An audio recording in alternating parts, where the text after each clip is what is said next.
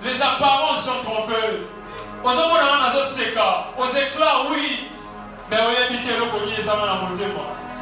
On évite Posani Nazaramo. On évite le cogné Nazozamba. On évite ni Nazokundana pour Okokate. Et dans cette chanson, elle appelle dit Nazana Posa Yesu. Ayana monté Mananga. Nazana Posa Yesu. Nazana Posa na Yesu Lisusu. Nazana Posa na Likaye Lisusu. Nakabela Ebolenge na Lisusu. Nalukaye Lisusu. Napese monté Panama Lisusu. Talika ke Lisusu. Zabobo mona na ma. Salamo ni na Lisusu. Nalukaye Lisusu.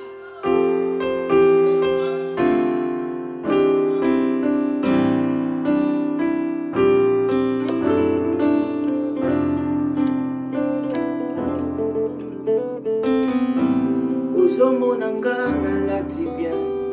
Kasi oyebite lisumo ebundisakanga. Ozoyokanga bien parfumé. Kasi oyebite lisumo ebundisakanga.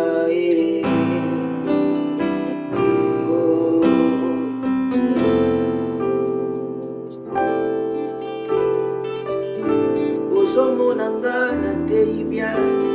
Kasi oyebite lisumo etungisakanga. Olobi nanga na yembi bien. Kasi oyebite lisumo etungisakanga. Ozomonanga na miswa bato. Kasi oyebite bitumba nanga ya sekele. Naza na posa na Yesu.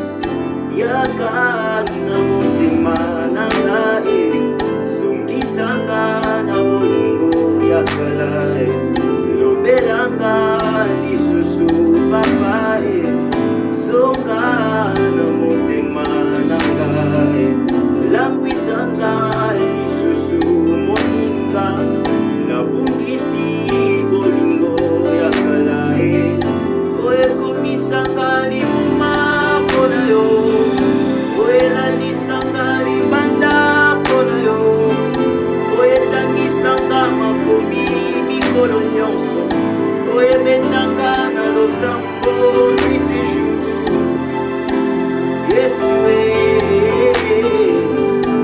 naboyi nalakisa mokili Mpe nasambelaka ebele